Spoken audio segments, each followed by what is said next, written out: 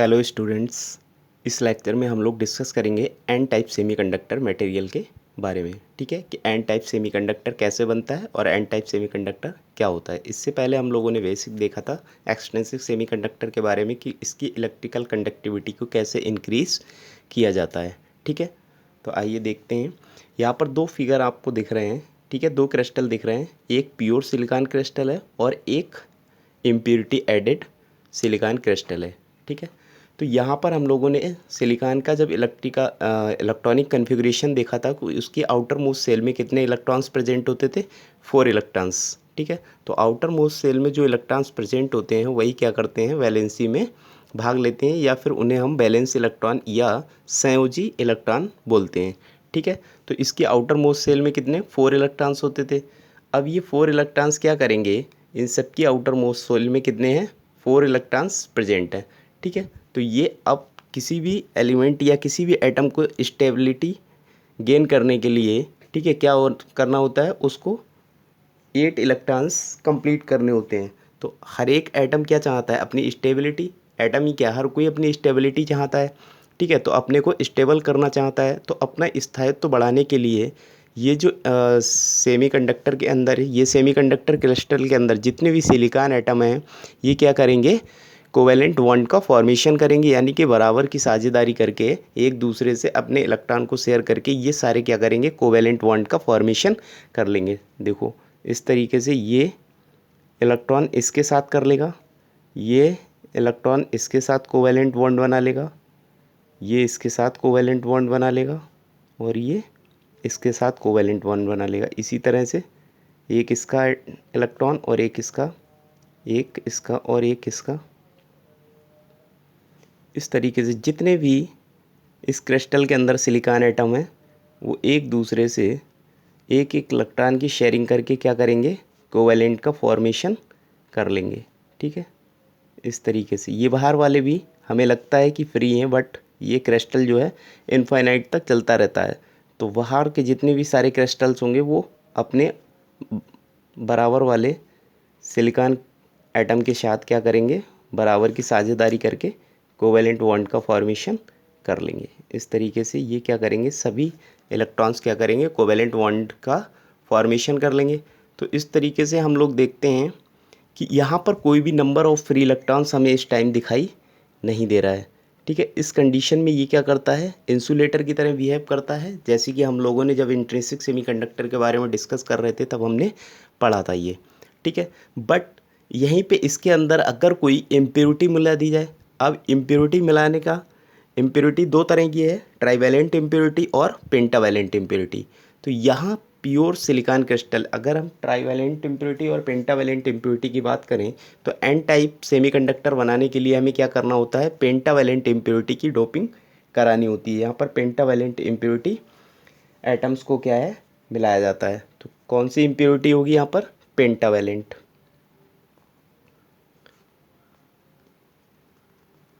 Pentavalent impurity, pentavalent impurity का मतलब है कि जिसकी आउटर मोस्ट सेल में कितने इलेक्ट्रॉन्स होने चाहिए, 5 इलेक्ट्रॉन्स होने चाहिए। अब 5 इलेक्ट्रॉन्स हम लोग देखते हैं केमिस्ट्री में, जब हम पीरियोडिक टेबल पढ़ते हैं तो कहाँ पर 5 इलेक्ट्रॉन्स होते हैं,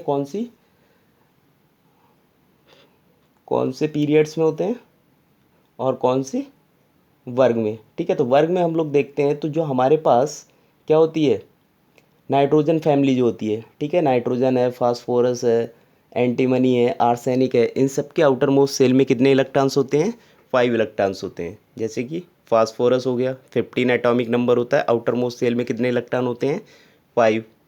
एंटीमनी हो गया, आर्सेनिक हो गया, ठीक है, एटसेट्रा। तो ये सब कैसे होते हैं, पेंटावैलेंट इम्प्योरिटी शो करते हैं। ठीक है, तो अब मिलाते कौन से हैं, जैसे कि अब एक दिमाग में आता होगा कि यहाँ पर फास्फोरस की ही इम्प्योरिटी क्यों मिलाई, तो वहाँ पर हम देखते हैं कि एटॉमिक साइज़। ठीक है, तो एटॉमिक साइज़ नियर होना चाहिए। जैसे कि यहाँ पर सिलिकॉन का क्रिस्टल लिया है तो सिलिकॉन का एटॉमिक नंबर कितना होता है, 14। ठीक है, तो इसी के आसपास का हमें कोई इम्प्योरिटी एटम मिलाना होता है। जैसे कि फास्फोरस हमने देखा कि फास्फोरस का जो एटॉमिक नंबर होता है वो कितना होता है, 15। तो लगभग लगभग नियर अबाउट हैं दोनों, इसीलिए हमने यहाँ पर फास्फोरस की इम्प्योरिटी को ऐड कराया है, एंटीमनी को नहीं कराया। अगर जर्मेनियम क्रिस्टल लेते तब हम एंटीमनी या फिर आर्सेनिक में से जो भी नियर अबाउट होता उसके, ठीक है, उसको लेते हैं। तो इम्प्योरिटी एटम भी लगभग लगभग बराबर होना चाहिए किसके, प्योर एटम के, ठीक है। तो यहाँ पर हमने देखा कि यहाँ इसके जो फास्फोरस के इम्प्योरिटी एटम के क्या हैं, 4 इलेक्ट्रॉन, ये बराबर के सिलिकॉन एटम के साथ क्या करेंगे, साझेदारी कर लेंगे और कोवेलेंट बॉन्ड का फॉर्मेशन कर लेंगे। ये इस तरीके से क्या करेंगे, कोवेलेंट बॉन्ड का फॉर्मेशन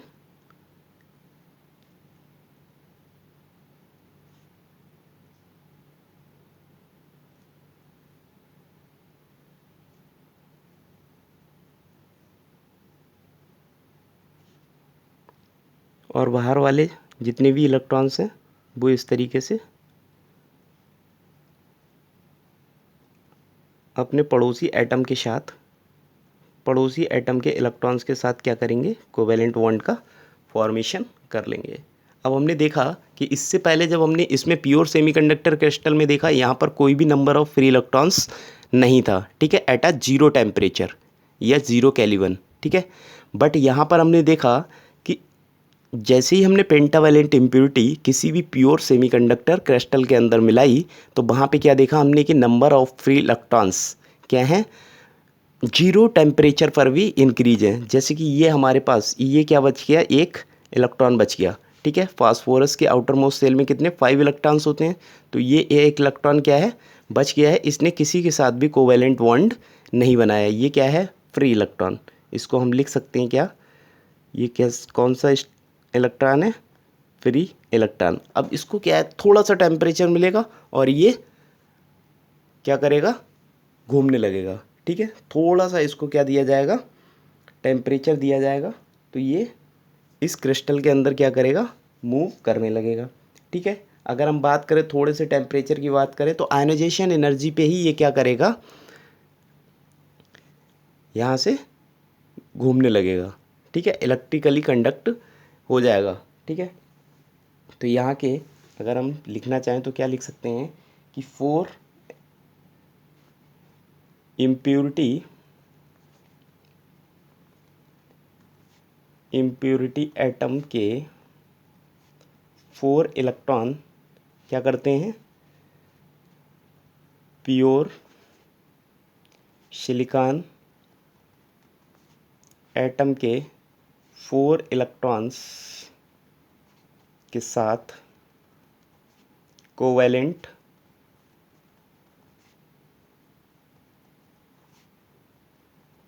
बॉन्ड बना लेते हैं, जबकि एक इलेक्ट्रॉन, ठीक है, या एक प्योर इम्प्योरिटी एटम का, जबकि इम्प्योरिटी एटम का एक इलेक्ट्रॉन क्या रहता है, फ्री रहता है।